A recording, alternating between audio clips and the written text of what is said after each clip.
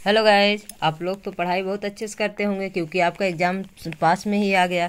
चलिए chapter number 6 पढ़ते हैं। नियंत्रण एवं समन्वय, कंट्रोल एंड कोऑर्डिनेशन पढ़ते हैं। अब गाइज मेरा एक नया चैनल है जो है तो आपका NCERT साइंस लर्निंग के नाम से, आप लोग उसे भी सब्सक्राइब कर लीजिए गाइज। और जो भी आपकी क्वेरी हो आप लोग हमें कमेंट में कमेंट किया करिए, और जो भी पढ़ाना हो उसे भी आप बोल सकते हैं कि मैडम ये चीज़ बता दीजिए आप। तो आप लोग कमेंट करेंगे तो क्या है, उससे हमें ये रहता है कि हाँ आप लोगों को ये चीज़ बताना है। नहीं तो हम अपने हिसाब से पढ़ते हैं और अपने हिसाब से आप लोगों को बताते हैं गाइज। चलिए स्टार्ट करते हैं। नियंत्रण एवं समन्वय, यानी कि हम लोग जो है तो किसी भी कार्य को करने के लिए किस प्रकार से नियंत्रण करते हैं, उसको समन्वय बनाए रखते हैं। तो अपने देखिए, जैसे अब इसमें बताया गया कि अपना जो माइंड है, अपना दिमाग जो है तो वो जो है तो हमें क्या करता है, बताता। नर्व जो है तो संदेश को तुरंत माइंड को देती है और माइंड जो है तो हमें बताती है, फिर उसके अकॉर्डिंग हम लोग अपना काम करते हैं।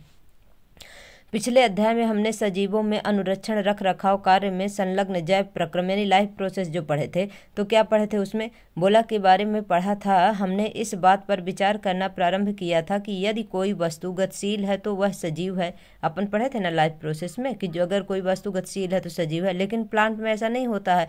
पादपों में इस तरह की कुछ गतियाँ वास्तव में वृद्धि का परिणाम है। एक बीज अंकुरित होता है और वृद्धि करता है, और हम देख सकते हैं कि नवोद्भिद कुछ दिनों में गति करता हुआ मृदा को एक ओर धकेल कर बाहर आ जाता है। आप लोग बीज जैसे बोते हैं उसमें देखिए किस प्रकार से अंकुरण आता है, मिट्टी को हटाता है और बाहर निकल आता है। इस प्रकार जैसे अपन बोते हैं, कूला उला बोते हैं गाइज, आप लोग पता नहीं जानते हैं कि नहीं जानते। जैसे ये आप खीरा बोते हैं, लौकी बोते हैं, इनमें जो तो देखेंगे लौकी के पेड़ में तो मैं देखी हूँ कि इस प्रकार से निकल आता है मिट्टी को धकेल कर। तो क्या होता है, लेकिन यदि इसकी वृद्धि रुक गई, बाहर आ जाता है, लेकिन यदि इसकी वृद्धि रुक गई होती तो ये गतियां नहीं होती। अधिकांश जंतुओं में तथा कुछ पादपों में होने वाली कुछ गतियां वृद्धि से संबंधित नहीं हैं। एक दौड़ती बिल्ली, झूले पर खेलते बच्चे, जुगाली करती भैंस आदि ये गतियां वृद्धि के कारण नहीं होती हैं। मतलब इनमें जो है तो ये जो क्रिया करते हैं ये बहुत वृद्धि के कारण नहीं है, किसमें वृद्धि हो रही है इसलिए जो है तो ये क्रिया कर रहे हैं कि जुगाली कर रहे हैं, खेल रहे हैं बच्चे, गति है। दिखाई देने वाली इन गतियों को हम जीवन के साथ क्यों जोड़ते हैं? इसका एक संभावित उत्तर यह है कि हम गतियों को जीव के पर्यावरण में आए परिवर्तन की अनुक्रिया सोचते हैं। बिल्ली इसलिए दौड़ी होगी क्योंकि इसने एक चूहा देखा था। केवल यही नहीं, हम गति को सजीवों द्वारा किए गए एक ऐसे प्रयास के रूप में भी सोचते हैं जिसमें उनके पर्यावरण में हुए परिवर्तन उनके लिए लाभकारी हो। सूर्य के प्रकाश में पौधे क्या करते हैं? वृद्धि करते हैं। बच्चे झूले से आनंद प्राप्त करने का प्रयास करते हैं। भैंस जुगाली करती है ताकि भोजन छोटे टुकड़ों में टूट जाए और उसका पाचन भली भांति हो सके। जब तेज रोशनी हमारी आंखों पर फोकस की जाती है या जब हम किसी गर्म वस्तु को छूते हैं तो हमें परिवर्तन का पता लग जाता है। यानी कि ऐसा नहीं लगता कि हाँ बहुत तेज प्रकाश आ रहा था, अपन आँख थोड़ा सा इसे झपवा लेंगे, थोड़ा थोड़ा खोल के रखेंगे, जिससे क्या है कि अपने आँख में ज़्यादा प्रकाश ना पड़े। इसी प्रकार से जैसे गर्म लगता है तो तुरंत बर्तन से हाथ बाहर दूर हटा लेते हैं और इस अनुक्रिया में स्वयं को बचाने के लिए गति करते हैं। ऐसा प्रतीत होता है, यदि हम इसके बारे में और अधिक विचार करें तो ऐसा प्रतीत होता है कि पर्यावरण की अनुक्रिया के प्रति ये गतियां सावधानी से नियंत्रित की जाती हैं। पर्यावरण में प्रत्येक परिवर्तन की अनुक्रिया में एक समुचित गति उत्पन्न होती है। जब हम कक्षा में अपने दोस्तों से बात करना चाहते हैं तो हम जोर से चीखने की अपेक्षा फुसफुसाते हैं। स्पष्ट रूप से कोई भी गति उस घटना पर निर्भर करती है जो इसे प्रेरित करती है। अतः इस तरह की नियंत्रित गति को पर्यावरण में भिन्न घटनाओं के अभिज्ञान से जोड़ा जाना चाहिए जो अनुक्रिया के अनुरूप गति करे। दूसरे शब्दों में सजीवों को उन तंत्रों का उपयोग करना चाहिए जो नियंत्रण एवं समन्वय का कार्य करते हैं। बहुकोशिकीय जीवों में शरीर संगठन के सामान्य सिद्धांत को ध्यान में रखते हुए यह कह सकते हैं कि विशिष्टीकृत ऊतक का उपयोग इन नियंत्रण तथा समन्वय क्रियाकलापों में किया जाता है। फिर देखिए जंतु तंत्रिका 6.1 है। जंतु तंत्रिका तंत्र किस प्रकार से कार्य करते हैं? जंतुओं में यह नियंत्रण तथा समन्वय तंत्रिका तथा पेशी ऊतक द्वारा किया जाता है, जिसके विषय में हम कक्षा 9 में पढ़ चुके हैं। अभी पिछले ही चैप्टर में अपन टिश्यू के बारे में पढ़े हैं। आकस्मिक जो है तो परिस्थिति में गर्म कर पदार्थ को छूना हमारे लिए खतरनाक हो सकता है। हमें इसे पहचानने की तथा इसके अनुरूप अनुक्रिया की आवश्यकता है।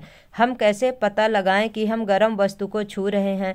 हमारे पर्यावरण में सभी सूचनाओं का पता कुछ तंत्रिका कोशिकाओं के विशिष्टीकृत सिरों द्वारा लगाया जाता है। ये ग्राही प्रायः हमारी ज्ञानेंद्रियों में स्थित होते हैं, जैसे आंतरिक कर्ण, नाक, जिह्वा आदि। रस संवेदी ग्राही स्वाद का पता लगाते हैं, जबकि घ्राण ग्राही गंध का पता लगाते हैं। यानी कि स्वाद का जो पता लगाते हैं तो कौन कौन? आंतरिक कर्ण है, नाक है, जिह्वा, जिसमें स्वाद का किससे पता चलता है? जिह्वा से। और जो घ्राण ग्राही है इस किससे? गंध का पता चलता है आपका नोज से। यह सूचना एक तंत्रिका कोशिका के द्रुमाकृतिक सिरे द्वारा उपार्जित की जाती है। द्रुमाकृतिक जो नर्वस सिस्टम में पाया जाता है उसे बोल रहा है। और 6.1a और एक रासायनिक क्रिया द्वारा यह एक विद्युत आवेग पैदा करती है। जो अपने नर्वस सिस्टम उसमें क्या होता है? एक रासायनिक क्रिया द्वारा विद्युत आवेग पैदा होता है। यह आवेग द्रुमिका से कोशिकाएं यानी कि अपनी जो सेल बॉडी, जो तंत्रिका की सेल बॉडी है, कोशिकाएं तक जाता है जो द्रुमिका रहती हैं, जो डेंड्राइट्स रहती हैं। और यह तंत्रिकाक्ष जो नर्वस सिस्टम के देखेंगे कि बीच में ऐसे सिनेप्स होता है, फिर उसमें क्या होती है? तंत्रिकाक्ष होती है। एक तंत्रिकाक्ष या एक्सान में होता हुआ इसके अंतिम सिरे तक पहुंच जाता है। एक्सान के अंत में विद्युत आवेग कुछ रसायनों का विमोचन करता है। ये रसायन रिक्त स्थान या सिनेप्स या सिनेप्टिक दरार को पार करते हैं और अगली तंत्रिका कोशिका की द्रुमिका में इसी तरह का विद्युत आवेग प्रारंभ करते हैं। यह शरीर में तंत्रिका आवेग की मात्रा की सामान्य योजना है। ये देखिए, ये अपनी क्या है? ये देखिए क्या बोल रहा है? ये तो देखिए ये क्या है? कोशिका का, यानी कि इसकी जो है तो क्या है? सेल बॉडी है। और इसमें द्रुमिका ये जो है तो क्या है? ये जो डेंड्राइट्स हैं ये क्या है? द्रुमिका है। ये केंद्रक है इसका जो है तो न्यूक्लियस है आपका। ये तंत्रिकाक्ष है जो है तो आपका तंत्रिकाक्ष है, जहाँ से क्या है? ये विद्युत का संचार हो रहा है, रासायनिक विद्युत का। ये अंतिम सिरा है जहाँ डेंड्राइट्स में आते हैं और फिर जो है तो फिर अगले तंत्रिका तंत्र को देते हैं। इस प्रकार यह प्रोसेस इसमें चलती रहती है। तंत्रिका पेशीय संधि। फिर क्या है इसमें? द्रुमिका इसी तरह का विद्युत आवेग प्रारंभ करते हैं। यह शरीर में तंत्रिका आवेग की मात्रा की सामान्य योजना है। अंततः इसी तरह का एक अंतर्ग्रंथन सिनेप्स ऐसे आवेगों को तंत्रिका कोशिका से अन्य कोशिकाओं जैसे कि पेशी कोशिकाओं या ग्रंथि तक ले जाते हैं। मतलब ये जो है तो एक दूसरे को संदेश देते हुए और कहाँ ले जाते हैं? पेशी कोशिका के पास ले जाते हैं। अतः इसमें कोई आश्चर्य नहीं है कि तंत्रिका ऊतक तंत्रिका कोशिकाओं या न्यूरॉन के एक संगठित जाल का बना होता है। तंत्रिका ऊतक जो है तो क्या है? एक संगठित जाल होता है और यह सूचनाओं को विद्युत आवेग के द्वारा शरीर के एक भाग से दूसरे भाग तक संवहन में विशिष्टीकृत करता है। मतलब ये जो इसमें जो सूचना का है तो क्या करता है? संवहन करता है विद्युत आवेग के द्वारा। मतलब जल्दी से जल्दी पूरे बॉडी को से जो है तो जानकारी को ले जाके माइंड को देता है। फिर चित्र 6.1 में देखिए, ये देखिए 6.1 तंत्रिका कोशिका का चित्र और तंत्रिका पेशीय संधि। इस प्रकार इसमें क्या है? ये देखिए तंत्रिका पेशीय संधि है। इस यहाँ पर क्या है? तंत्रिकाक्ष है, यहाँ पर पेशी फाइबर है, ये क्या है? कोशिका है आपकी। किस प्रकार मांसपेशियों में ये देखिए ये बताया गया है कि मांसपेशियों में किस प्रकार से तंत्रिका रहती है जो सूचनाओं को तुरंत ले जाके मांसपेशियों को देती है, सूचना पहुँचाती है। और इसमें ये क्या है? ये देखिए इस प्रकार से ये माइटोकॉन्ड्रिया है। 6.1 को देखिए तथा इसमें तंत्रिका कोशिका के भागों को पहचानिए। फर्स्ट पॉइंट है जहाँ सूचनाएं उपार्जित की जाती हैं, जहाँ से सूचना उत्पन्न होती है तो अपन ऊपर पढ़े हुए कि डेंड्राइट्स से होती हैं। सेकंड है जिससे होकर सूचनाएं विद्युत आवेग की तरह यात्रा करती हैं, जो आपकी तंत्रिकाक्ष होती है उससे क्या होती है? यात्रा करती है। तीसरा पॉइंट क्या है? जहां इस आवेग का परिवर्तन रासायनिक संकेत में किया जाता है जिससे यह आगे संचारित होती है, जो लास्ट पॉइंट में जाता है, फिर वहां से फिर दूसरे न्यूरॉन को देता है, फिर तीसरे न्यूरॉन को। इस प्रकार से करके पूरे बॉडी में क्या होती है? इसके न्यूरॉन के जाल बनी होती है और इस जाल से जो है तो क्या है? पूरे बॉडी से तुरंत इंफॉर्मेशन को लेता है और बताता है कि यहाँ पर ये प्रॉब्लम हो रही है। क्रियाकलाप 6.1 में देखिए, कुछ चीनी अपने मुंह में रखिए, इसका स्वाद कैसा है? तो देखिए इसका जो है तो स्वाद कैसा, स्वाद जिह्वा से आती है, इसलिए जो है तो इसका जैसा रहेगा वैसा ही समझ में आएगा। अपनी नाक को अंगूठा तथा तर्जनी उंगली में दबाकर बंद कर लीजिए। अब फिर से चीनी को खाइए और इसके स्वाद में क्या कोई अंतर है? तो बिल्कुल कोई अंतर नहीं होगा, क्योंकि उसका जिह्वा से मतलब है, ना कि नाक से। उसके खुशबू तो लेना नहीं है कि उसके घ्राण जो है तो काम करे, घ्राण शक्ति। खाना खाते समय उसी तरह की अपनी नाक बंद कर लीजिए तथा ध्यान दीजिए कि जिस भोजन को आप खा रहे हैं क्या आप उस खाने का पूरा स्वाद ले रहे हैं। तो खाने का तो स्वाद मिलेगा, बस उसमें क्या नहीं होगी, जो सुगंध होगी वो नहीं पता चलेगी, क्योंकि घ्राण शक्ति जो है तो वो बंद किए रहेंगे तो कार्य नहीं करेगी। जब नाक बंद होती है तो क्या आप चीनी तथा भोजन के स्वाद में कोई अंतर महसूस करते हैं? यदि हाँ तो आप सोचते होंगे कि यह क्यों होता है। इस तरह के अंतर जानने के लिए और उनके संभावित हल खोजने के लिए पढ़िए तथा चर्चा करिए।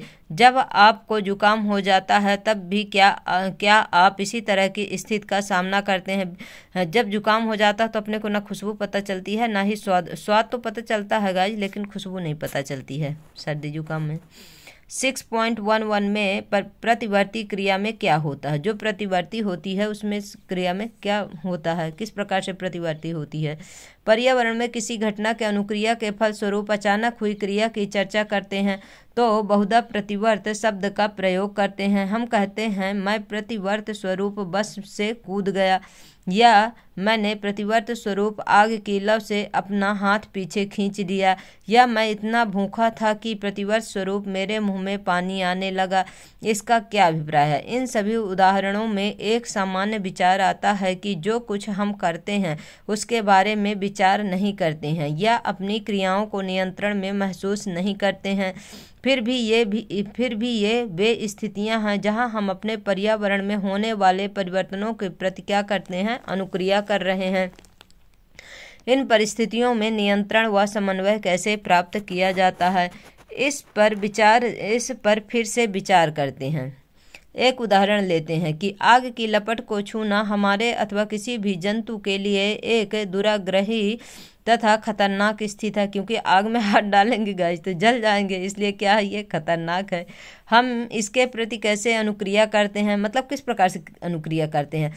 मतलब जैसे गर्म लगेगा वैसे तुरंत अपन हाथ हटा लेते हैं, उसके लिए क्या है, ये अनुक्रिया है। एक सरल विधि है कि हम विचार करें कि हमें आघात पहुंच सकता है, यानी कि हमें कोई ना कोई चोट पहुंच सकती है अगर आग में हाथ डालेंगे, और इसलिए हमें अपना हाथ हटा लेना चाहिए। तब एक आवश्यक प्रश्न आता है कि यह सब सोचने के लिए हमें कितना समय लगता है? उत्तर निर्भर करता है कि हम किस प्रकार सोचते हैं। यदि तंत्रिका आवेग को उस ओर भेजा जाता है जिसकी चर्चा हम पहले कर चुके हैं, तब इसी प्रकार के आवेग उत्पन्न करने के लिए मस्तिष्क द्वारा चिंतन भी आवश्यक है, यानी कि मस्तिष्क अपना जो है तो क्या करेगा, चिंतन करेगा। विचार करना एक जटिल क्रिया है, अतः यह बहुत सी तंत्रिका कोशिकाओं के तंत्रिका आवेग की जटिल अन्योन्य क्रियाओं से जुड़ने के लिए बाध्य हैं। यदि यह वस्तु स्थिति है तो कोई आश्चर्य नहीं है कि हमारे शरीर में सोचने वाले ऊतक जटिल रूप में व्यवस्थित न्यूरॉन के घने जाल से बने हैं। यह खोपड़ी में अग्र सिरे पर स्थित हैं तथा शरीर के सभी हिस्सों से संकेत प्राप्त करते हैं तथा उन पर अनुक्रिया से पहले विचार करते हैं। निस्संदेह ये संकेत प्राप्त करने के लिए खोपड़ी में मस्तिष्क का सोचने वाला भाग तंत्रिकाओं द्वारा शरीर के विभिन्न भागों से जुड़ा होना चाहिए। इसी तरह यदि मस्तिष्क का यह भाग पेशियों को गति करने का आदेश देता है तो तंत्रिकाएं इन संकेतों को शरीर के विभिन्न भागों तक पहुंचाने का कार्य करती हैं। जो तंत्रिकाएं होती हैं संकेतों को क्या करती हैं, तुरंत पूरे भाग में पहुंचा देती हैं। हम किसी गर्म वस्तु को छुएं और हमें यह सब करना पड़े तो इससे काफ़ी समय लगेगा कि हम जलन महसूस कर सकते हैं। मतलब अगर अपने को खुद से करना पड़े तो बहुत टाइम लग जाएगा, जब तक क्या है अपने बॉडी को नुकसान हो जाएगा। इसलिए जो नर्वस सिस्टम है अपना तो इतना फास्ट काम करता है कि उसको सेकंडों नहीं लगता, तुरंत वो हमें जो है तो मस्तिष्क को संदेश दे देता है।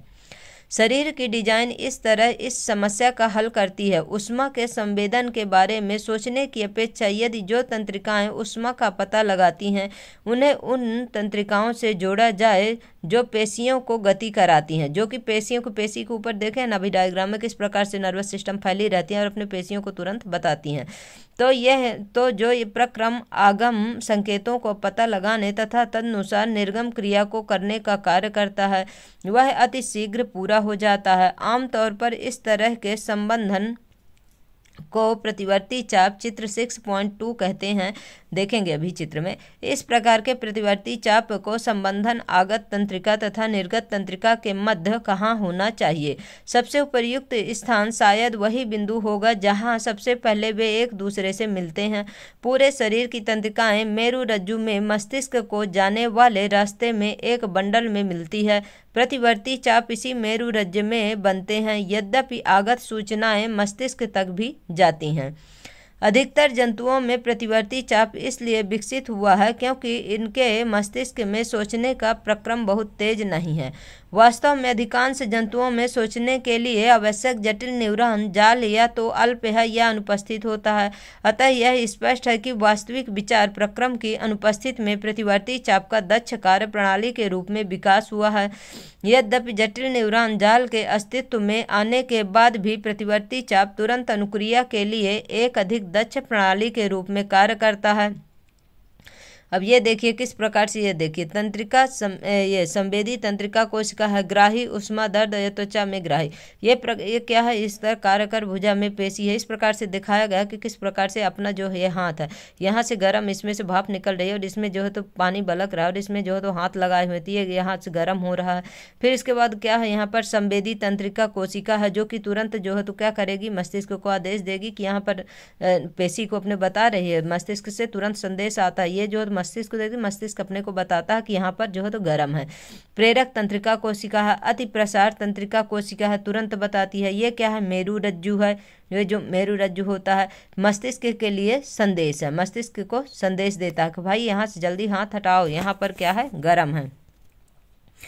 क्या आप उन घटनाओं के क्रम को खोज सकते हैं जो आपकी आंखों में तेज प्रकाश फोकस करने पर होती हैं, यानी कि आंखों में जो प्रकाश पड़ती है उसे कौन कंट्रोल करता है, उसके बारे में हम लोग क्या बता सकते हैं। बोल रहा है 6.12 मानव मस्तिष्क। क्या मेरु रज्जु का कार्य केवल प्रतिवर्ती क्रिया है? क्या मेरु रज्जु का काम क्या यही है कि सिर्फ प्रतिवर्ती करेगा, हमें बताएगा कि हाँ ये प्रॉब्लम होती है?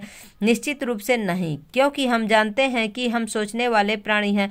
मेरु रज्जु तंत्रिकाओं की बनी होती है जो सोचने के लिए सूचनाएं प्रदान करती हैं। सोचने में अधिक जटिल क्रियाविधि तथा तंत्रिक संबंधन होते हैं। ये मस्तिष्क में संकेंद्रित होते हैं जो शरीर का मुख्य समन्वय केंद्र है। मस्तिष्क तथा मेरु रज्जु केंद्रीय तंत्रिका तंत्र बनाते हैं। चित्र 6.3 ये शरीर के सभी भागों से सूचनाएं प्राप्त करते हैं तथा इसका समाकलन करते हैं। हम अपनी क्रियाओं के बारे में भी सोचते हैं। लिखना, बात करना, एक कुर्सी घुमाना, किसी कार्यक्रम के समाप्त होने पर ताली बजाना इत्यादि ऐच्छिक क्रियाओं के उदाहरण हैं जो आगे क्या करना है ये निर्णय पर आधारित है। अतः मस्तिष्क को भी पेशियों तक संदेश भेजने होते हैं। यह दूसरा मार्ग है जिसमें तंत्रिका तंत्र पेशियों में संचार भेजता है। केंद्रीय तंत्रिका तंत्र तथा शरीर के अन्य भागों में संचार को परिधीय तंत्रिका तंत्र सुगमता प्रदान करती है। यानी केंद्रीय तंत्रिका तंत्र ये क्या करती है, परिधीय तंत्रिका तंत्र को सुगमता यानी कि पूरे बॉडी को क्या करती है, जल्दी से बताती है। जो मस्तिष्क से निकलने वाली कपाल तंत्रिकाओं तथा मेरु रज्जु से निकलने वाली मेरु तंत्रिकाओं से बना होता है। आपकी जो ये केंद्रीय तंत्रिका है किस किस से बना होता है, आपके ये कपाल तंत्रिकाओं से तथा मेरु रज्जु से निकलने वाली मेरु तंत्रिकाओं से बना होता है। इस प्रकार मस्तिष्क में हम सोचने की अनुमति तथा सोचने पर आधारित क्रिया करने की अनुमति प्रदान करता है। जैसे आपको संभावना होगी, यह एक जटिल अभिकल्पना द्वारा मस्तिष्क के विभिन्न भागों से जो विभिन्न आगत एवं निर्गत सूचनाओं को समाकलित करने के लिए उत्तरदायी है, पूरा किया जाता है। मस्तिष्क में इस तरह के 3 मुख्य भाग या क्षेत्र होते हैं जिनके नाम अग्र मस्तिष्क, मध्य मस्तिष्क तथा पश्च मस्तिष्क होते हैं। मतलब इस मस्तिष्क के कितने भाग होते हैं, मुख्य रूप से 3 रूप से होते हैं। अग्र मस्तिष्क जो है आपका मध्य मस्तिष्क है और पश्चिम मस्तिष्क है। ये देखिए इसमें जो है तो अग्र मस्तिष्क है, ये जो है तो आगे है। देखिए ये क्या है, प्रमस्तिष्क है सेंटर में, यहाँ क्या है, कपाल है, खोपड़ी है, और ये सेंटर में देखिए क्या है, मध्य मस्तिष्क है, और आपका ये पश्चिम मस्तिष्क है। पश्चिम मस्तिष्क में देखिए क्या क्या दिया हुआ है, आपका ये पोन्स दिया हुआ है, मेडुला दिया हुआ है, अनुमस्तिष्क दिया हुआ है, मेरुरज्जु दिया हुआ है। ये क्या है, मध्य मस्तिष्क है। ये क्या है, हाइपोथैलेमस है, और हाइपोथैलेमस के नीचे ही ये देखिए छोटी सी ये ग्रंथि है, इसे क्या बोलते हैं, पीयूष ग्रंथि है। ये क्या है, मस्तिष्क की संरचना है। इसके बारे में गाइस हम थोड़ा डिटेल में बता के कि किसका क्या कार्य है, इसको जो है तो शॉर्ट्स में डाल दूंगी, तो आप लोगों को क्या है, किसी डायग्राम को समझने में भी आसान हो जाएगा। लेकिन आपको तो इतना ही, जितना इसमें दिया है इसके बारे में इतना ही जानकारी, बाकी यह है जैसे हाइपोथैलेमस का क्या कार्य है, पीयूष ग्रंथि का क्या है, पोन्स, मेडुला, अनुमस्तिष्क, इनके बारे में सबके बारे में बता दूंगी। मस्तिष्क का मुख्य सोचने वाला भाग जो है तो अग्र मस्तिष्क है, जो आपका फोर ब्रेन है। इसका क्या कार्य होता है, ये सोचने का कार्य करता है। इसमें विभिन्न ग्राही से संवेदी आवेग सूचनाएं प्राप्त करने के लिए क्षेत्र होते हैं। अग्र मस्तिष्क के अलग अलग क्षेत्र सुनने, सूंघने, देखने आदि के लिए विशिष्टीकृत है। इसमें साहचर्य के क्षेत्र पृथक होते हैं, जहां इन संवेदी सूचनाओं, अन्य ग्राही से प्राप्त सूचनाओं एवं पहले से मस्तिष्क में एकत्र सूचनाओं का अर्थ लगाया जाता है। इस सब पर आधारित एक निर्णय लिया जाता है कि अनुक्रिया तथा सूचनाएं प्रेरक क्षेत्र तक कैसे पहुंचाई जाए, यानी कि जो प्रेरक क्षेत्र तक है इसे किस प्रकार से पहुंचाया जाए। जो ऐच्छिक पेशी की गति को, जैसे हमारी टांग की पेशियां नियंत्रित करती हैं। ऐच्छिक पेशी की गति को कौन नियंत्रित करता है, हमारी टांग की पेशियां नियंत्रित करती हैं। हालांकि प्रकृति में कुछ संवेदन देखने और सुनने के अधिक जटिल हैं। जैसे हमें कैसे पता लगता है कि हम पर्याप्त भोजन खा चुके हैं, हमारा पेट पूरा भरा है, यह जानने के लिए एक भूख से संबंधित केंद्र है, जो अग्र मस्तिष्क में एक अलग भाग है। मतलब जो अग्र मस्तिष्क है इसमें से अपने को पता चलता है, बताता है कि भाई पेट भर गया, अब खाना बंद करो। मानव मस्तिष्क के नामांकित चित्र का अध्ययन कीजिए। हम देख चुके हैं कि विभिन्न भागों के विशिष्ट कार्य हैं। अपने अध्यापक से परामर्श करके प्रत्येक भाग के कार्य का पता लगाइए। आइए प्रतिवर्त शब्द का दूसरा उपयोग भी देखते हैं। जैसे कि हमने प्रारंभ में चर्चा की थी कि जब हम किसी ऐसे खाद्य पदार्थ को देखते हैं जिसे हम पसंद करते हैं तो अनायास ही हमारे मुंह में पानी आ जाता है। हृदय स्पंदन के बारे में हम ना भी सोचें तब भी यह होगा। वास्तव में इनके बारे में सोचकर, यह चाहकर भी आसानी से हम इन क्रियाओं पर नियंत्रण नहीं कर सकते हैं। क्या हमें सांस लेने के लिए या भोजन पचाने के लिए सोचना या याद करना पड़ता है? बिल्कुल नहीं। अगर हमें सांस लेने के लिए सोचना पड़े और भोजन पचाने के लिए सोचना पड़े तब तो फिर ये प्रोसेस ही बंद हो जाएगी, क्योंकि अपने को यह तो ध्यान ही नहीं आएगा कि भाई सांस भी लेना है। अतः सामान्य प्रतिवर्ती क्रिया जैसे पुतली के आकार में परिवर्तन तथा कोई सोची क्रिया जैसे कुर्सी खिसकाना के मध्य एक और पेशी गति का सेट है जिस पर हमारे सोचने का कोई नियंत्रण नहीं है। इन अनैच्छिक क्रियाओं में से कई मध्य मस्तिष्क तथा पश्चिम मस्तिष्क से नियंत्रित होती हैं। ये सभी अनैच्छिक क्रियाएं होती हैं। मध्य मस्तिष्क और पश्चिम मस्तिष्क से जो कार्य होते हैं ये किसमें आती हैं? अनैच्छिक क्रियाएं होती हैं, जैसे रक्तदाब, लार का आना तथा वमन पश्चिम मस्तिष्क स्थित मेडुला द्वारा नियंत्रित होता है। यानी कि मेडुला द्वारा क्या क्या नियंत्रित होता है गाइस, इन्हें छोटे छोटे नोट्स अपना बनाते रहिएगा कि पश्चिम मस्तिष्क का क्या कार्य है। तो रक्तदाब के लिए जो कंट्रोल करता है उसके लिए लार का आना है, वमन है, ये किससे जुड़ा हुआ है? मेडुला से मेडुला नियंत्रित करता है, पश्चिम मस्तिष्क के जुड़ा हुआ है। कुछ क्रियाओं जैसे सीधी रेखा में चलना, साइकिल चलाना, पेंसिल उठाना पर विचार कीजिए। ये पश्चिम मस्तिष्क में स्थित भाग अनुमस्तिष्क द्वारा भी ही संभव है, जो ऐच्छिक क्रियाओं की परिशुद्धि तथा शरीर की स्थिति तथा संतुलन के लिए उत्तरदायी है। कल्पना कीजिए कि यदि हम इनके बारे में नहीं सोच रहे हैं और ये सभी घटनाएं काम करना बंद कर दें तो क्या होगा। 6.1.3 ये ऊतक रक्षित कैसे होते हैं। अब ऊतक कैसे रक्षित होते हैं, देखिए मस्तिष्क की तरह कोमल अंग जो विविध क्रियाओं के लिए बहुत आवश्यक हैं कि सावधानी पूर्वक रक्षा भी होनी चाहिए। इसके लिए शरीर की विकल्पना इस प्रकार की है कि मस्तिष्क एक हड्डियों के बॉक्स में अव्यवस्थित होता है। बॉक्स के अंदर तरल पूरित गुब्बारे में मस्तिष्क होता है जो प्रघात अवशोषक उपलब्ध कराता है। यदि आप अपने हाथ को कमर के मध्य के नीचे ले जाएं तो आप एक कठोर उभार वाली संरचना का अनुभव करेंगे।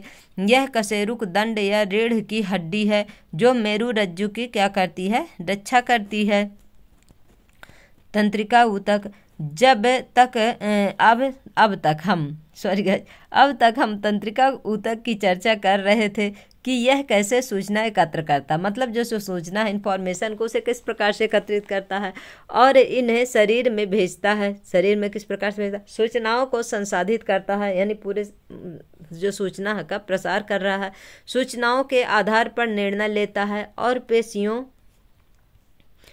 पेशियों तक क्रिया के लिए निर्णय को संवाहित करता है। दूसरे शब्दों में जब क्रिया या गति संपन्न होती है पेशी ऊतक अंतिम काम करेंगे। जंतु पेशी कैसे गति करती है, जब तंत्रिका आवेग पेशी तक पहुंचता है तो पेशी को गति करनी चाहिए। यानी तंत्रिका आवेग कहाँ तक पहुंचती है, जब पेशी में जिस प्रकार से सूचना देती है उसके बाद तुरंत पेशी क्या करती है, गति करती है। एक पेशी कोशिका कैसे गति करती है, कोशिकीय स्तर पर गति के लिए सबसे सरल धारणा है कि पेशी कोशिकाएं अपनी आकृति बदल कर गति करती हैं। अतः आगामी प्रश्न है कि पेशी कोशिकाएं आकृति कैसे बदलती हैं, फिर अपनी आकृति कैसे बदलती हैं। इनका उत्तर कोशिकीय अवयव के रसायन में निहित है। पेशी कोशिकाओं में विशेष प्रकार की प्रोटीन होती हैं जो उनकी आकृति तथा व्यवस्था दोनों को ही बदल देती हैं। कोशिका में यह तंत्रिका विद्युत आवेग की अनुक्रिया के फलस्वरूप होता है। जब यह घटना होती है तो इन प्रोटीन की नई व्यवस्था पेशी की नई आकृति देती हैं। स्मरण कीजिए जब हमने कक्षा 9 में पेशी ऊतक की चर्चा की थी तब भिन्न प्रकार की पेशियों, ऐच्छिक पेशियां, अनैच्छिक पेशियां और रेखित पेशियों के बारे में अपन लोग क्या है पढ़े थे। अब तक हमने जो चर्चा की है इसके आधार पर आपके विचार में इनमें क्या अंतर हो सकता है। ऐच्छिक पेशियां, अनैच्छिक पेशियां अभी अपन पढ़े थे क्लास 9th में। इसके बाद गाइज ये क्वेश्चन है, क्वेश्चन आपको बाद में कराऊंगी। क्लास 26 मिनट की हो चुकी है। आज के लिए इतना ही। गाइज आप लोगों को हमारी क्लास कैसी लगती है, आप लोग हमारी क्लास को like, share and subscribe guys bell icon जरूर प्रेस कर लीजिए। जैसे वीडियो को अपलोड करूंगी तो आप लोगों को नोटिफिकेशन मिल जाएगा। आप लोगों की क्वेरी जो हो तो कमेंट बॉक्स में कमेंट कर सकते हैं गाइज, जो भी क्वेश्चन पूछना हो तो पूछ लीजिए। और मेरा एक नया चैनल है जो NCERT साइंस लर्निंग के नाम से है, आप लोग उसे भी सब्सक्राइब कर लीजिए। Thank you so much guys.